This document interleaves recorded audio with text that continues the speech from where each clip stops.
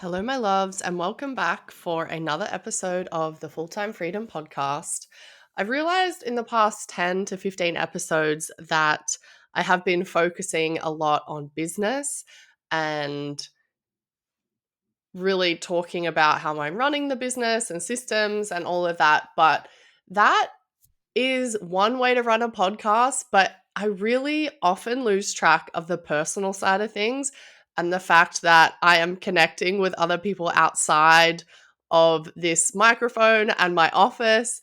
And I wanted to share a life update and just give a more authentic kind of holistic view of my life because the podcast and business does occupy a lot of my brain, but there is so much more to me, and I wanted to just share like what's been going on outside of running the podcast. And it's been a big start to the year. It's already March, and I'm feeling like it's been full steam ahead, like personal, I think personal family life, but also like on the spiritual side of things. And just to jump in, I wanted to let everyone know the biggest life update for me at the moment is I'm pregnant with my second child. And this has been a good experience. I'm in my second trimester. We're due at the middle of the year. And I just feel like overwhelmingly grateful to be able to do this again. And I remember when I knew I was pregnant, and then we made it official with one of those tests, and just feeling this overwhelming gratitude of like, wow, I get to do this again. How lucky am I?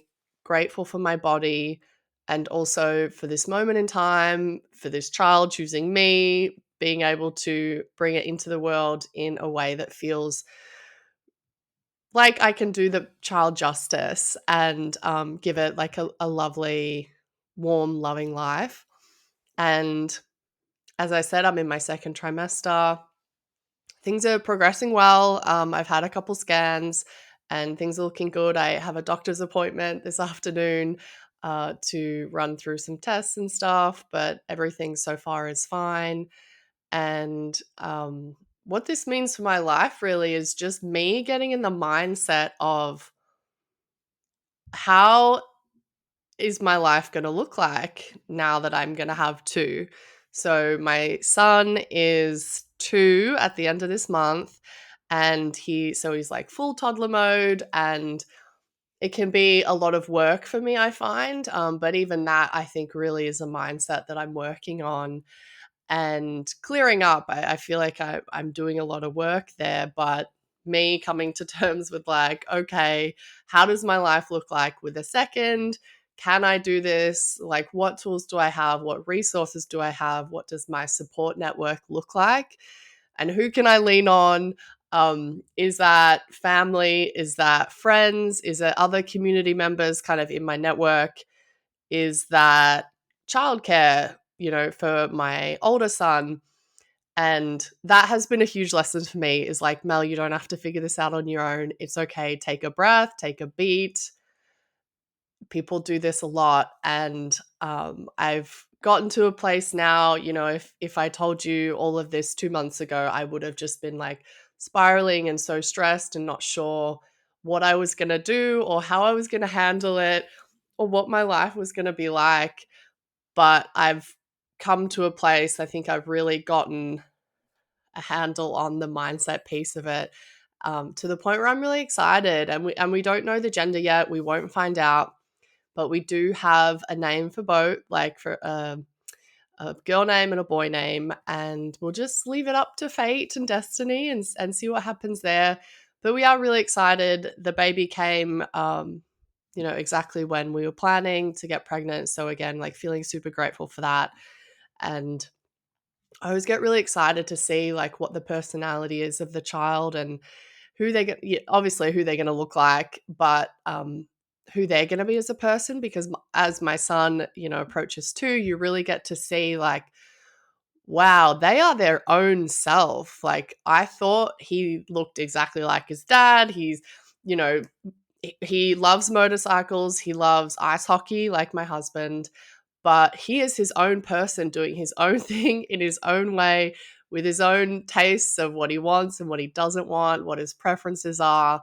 And I think the biggest thing, or the biggest role that I see as a parent, is really raising him and giving him space to fully express himself, to see that full expression in a way that feels good for him, and obviously, like, works for our life and stuff, but is me kind of giving him that space to explore those things that he likes, and to explore his body and do all this crazy movement, and explore like motorcycles and all those other things, and just giving him a safe place to to say, like, yes, I can do these things. And it shows him too, like, what he's capable of. And I think as he's grown a little older recently, that he has been able more to step into that and see what he's capable of, which has been really, really cool. So I'm excited to see what baby number two is going to be like, and just what kind of person, what kind of soul they're going to be, because you really cannot anticipate these things. Like, would not in a million years have said, like, this is my son's going to be this way. And at such an early age too, I think that shocked me a lot, is that, like, they are themselves so early and so young, and like, we really can't control that. Like, they are who they are, and I think that's really an amazing thing that can come out of yeah, just like having that privilege to be a parent has been really cool. And I think, like, another life update has been, so I'm pregnant, but I've started riding my motorcycle a lot more again lately, and I don't necessarily relate it to the being pregnant thing. I rode a lot with my son in his first month or 6 weeks of, like, I guess, being in utero. We were on a motorcycle road trip around the country, and that was really amazing. I was riding like 6 to 8 hours a day in the saddle just all the time, and it was an amazing trip. I think that might be like a little clue as to why my son is so involved in motorcycles. But I have been, I've made a choice to, like, really start writing again for my own mental health, I think my own self-expression, and then to just be outside and see what, like, I'm reminding myself what I'm capable of. I definitely get a lot in my head as an Aquarius. I'm always thinking about things, and can be sort of like a little bit reclusive, and just like thinking and remunerating about all of these ideas and strategies and way things are going to work out, and potential outcomes and options. But I have just been like, no, we don't need to do that. Like, whatever happened is going to happen. Just get in the saddle and it'll be fine. And I find that when I do get in the saddle, I'm just like, oh, Mel, I've got this. And I just remind myself what I'm capable of. And I think the biggest thing for anyone who rides a motorcycle, but like particularly for women, when you get behind the handlebars on your own machine, you are radically telling yourself, like, I can do this. And I think there's like some kind of chemical reaction that happens where you go, like, oh, if I can skillfully maneuver a motorcycle, like, obviously I can handle anything that comes up in my life. Like, I've got this. And that's something that I really love when I ride. I forget it when I'm not riding my motorcycle. So it's really just something that comes up when I get behind the handlebars, is like, no, Mel, you can do these things. This is why. And then everything else just starts to melt away. And even though, I have like a developing belly, I'm still fitting into all my gear, and it hasn't been an issue. Like, I don't think I rode this late in my first pregnancy, but I was just in a different place, different priorities, but really focusing on that. As long as my gear fits, I'll keep riding. I went for about a 3-hour ride on Saturday, and it was probably like the higher end level of my stamina these days. It was just like the last 30 minutes, my helmet was uncomfortable, and I was just like, oh, I just kind of, my body just doesn't feel the way that it used to, or have like that longevity in the saddle that I'm used to in previous years.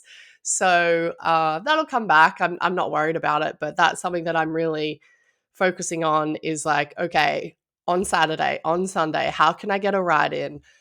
And it sometimes on the weekend, actually, I rode to my local Harley Davidson dealership. It's about an hour and a half. I went the long way. I went through all the country roads and all the farms. It was quite beautiful. And then came back. So, yeah, it was about a 3 hour ride plus a little bit of shopping time in between. And otherwise, like, it might be just, I don't know, tooling around the neighborhood or going to see a friend who lives 10 minutes away. It doesn't matter how long it is, but I think as long as you get the ride in and you kind of get that muscle memory back of how to ride, you really are internalizing that experience again, which I think is so powerful and something we need as motorcyclists, as women, is just to remind yourself, like, I can do this, I'm capable, like, I've got this. And the other life update that I'm really leaning into this season is the season of self-care for me. So as I mentioned, riding my motorcycle a lot more, and also self-care in new ways, doing old things that I've always done, which is so funny because I always used to be like, oh, I'm gonna meditation, that's self-care, let me do that. And then I would get so like type A and force it and be like, you must love this, and like do it anyway, even if it wasn't working for me, like in that season or in that way. And then if I wasn't enjoying it, if I felt like it wasn't working, I'd be like, why is this not working? And analyze that, and then kind of, just have all the flow on effects, and spiral about like, oh, why am I not being good at this? But I've actually landed into some meditation routines that are really, really working for me at the moment. And I don't think I've really been able to say that for probably at least 5 years. I did transcendental meditation for probably 2 years when I lived in Minnesota. And that was really beautiful and relaxing. I think it gives you enough, when you are meditating, it gives you enough to focus on without getting like trying to completely empty your mind. And I think that's where I used to trip up, was, fuck, I'm thinking again. I'm not supposed to be thinking. This is so confusing. Why am I thinking? And then I just like, fuck this, so annoying. But the way that I'm doing meditation these days, it's called the Gateway Experience, and it's published by the Monroe Institute.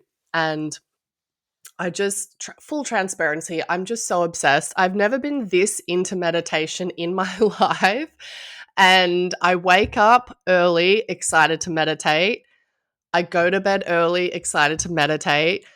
I fall asleep, excited to see what I'm going to dream about, because I've been having really crazy, insane dreams. I'm talking like past life snippets. I'm talking like business ideas, you know, having a little hint of what's to come the next day, or like having a little hint of a theme that's going on in my life, or like solving problems in my dream state.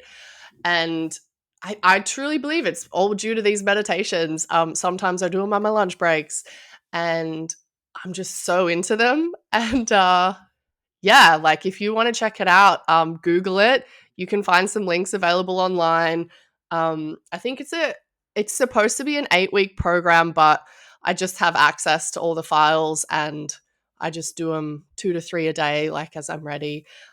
Super loving them. The first one that I did actually was, I felt like when the sounds kicked in, because it's a combination of like binaural beats synchronizing both hemispheres of your brain. And when those beats kicked in, I felt like there was a knot in my chest, like a big scrunched up knot of twine or something, that just untangled and just went totally straight. And I was like, I could feel it the second that it happened, and I was like, what the heck just happened? That was insane. I need to do that again and again and again and again. And yeah, I think also there is a piece of like the theory behind all of the meditations is linked to like Kundalini energy rising, and also a lot of Eastern meditation, like ancient Eastern meditation practices that he is bundling into these guided hypnosis practices, and they're about 30 to 35 minutes each, and it is just so spot on for what my brain needs. It needs some kind of like guided aspect, so I'm not like chirping crickets in my head, and then the music aspect just like locks you into that focus, and I can't get enough. So so that's what I'm really leaning into in this season, is like doing an old practice but in a new way that feels good, um that I'm excited about, and I'm not just forcing. The other pieces of self-care this is silly, right? This is so silly, but it's old school. Like, I feel like they did this like 100 years ago. I've been having like hot cups of cocoa in the morning and in the evening, and you're gonna think I'm such an old lady, but there's a bit of a reason behind this. So I just stumbled upon cacao. So it's like cocoa, there's cacao. Somehow the cooking method is different, but fundamentally come from cocoa beans. But once it's like cooked or processed and ground into a powder, it's really high in iron. And as I'm pregnant, that's always something that I'm thinking about. And I do know in my body that when my iron is low, I feel it, and I'm dragging. I have such low energy, but when I have good iron, I'm like ready to crush the day. So I've been having these hot cocos, like, and I'll do it old school. Like, I'll heat up the milk on the stove and then add the powder, and then I'll do like a little bit of honey afterwards in the cup. And that's sort of my morning ritual. And then my evening ritual before I go to, like, I'll put my son down, we'll finish up dinner, finish up cleaning. Then I'll have my hot cocoa and maybe watch like 20 minutes of, I'm watching the season called Ghosts on Netflix. There's 2 seasons on Netflix at the moment. So, so good. And I'll just like sip that, and that's like my amazing self-care thing. So again, like doing an old thing, but in a new way that's fresh. I'm like a huge tea drinker. Used to be a huge coffee drinker, less so these days, but I'm like, dude, cocoa's where it's at. I'm excited for it. Like in my morning, I'm like, yes, hitting the cocoa. In the afternoon, I'm like, yes, hitting the cocoa. And it's high in iron. So I think that's another good thing. So that's really the self-care piece. And then tapping on or tagging onto that is my spiritual journey that I have been going down for several years now, but it's really become more of a front and center sort of in my focus. And it's the spiritual journey of like truly coming to know yourself and recognizing that like there is more going on here than just like these blobs of atoms that are humans just like bouncing around the planet in a random way. Like I have come to know that there is like more of a plan here. There's a higher power kind of. Is it predetermined? Is it predestined? Are we really here for a reason other than just like to be born and breathe and die? And I think absolutely yes, everyone is here for a reason. There is a greater plan for everyone's life. You are here at this moment in time for a specific reason, with the people in your life, in your soul group, to kind of achieve a goal or to solve a past life block, to kind of learn and grow as a soul. And that has been something that I've been really leaning into. Like every time I kind of have a tough day where I'm just, man, I don't fucking know what I'm doing with this life. Like, where am I? What is happening? Why the fuck? Like, those days where you're just like, what the actual fuck? Like, I have no idea. And you're like, have you ever said this? God, if you exist, like, I'm just going to pray to you right now, and can you solve these 3 problems? That would be amazing. Thank you. I think everyone's had like that moment of like you're in such a dip, you're at such a low point where you're like, hey, God, if you do exist, or hey, higher power, hey, universe, if you do exist. But knowing that there is something, we are here for a reason, stepping into that and coming to know yourself more and more through that process has been really transformative for me.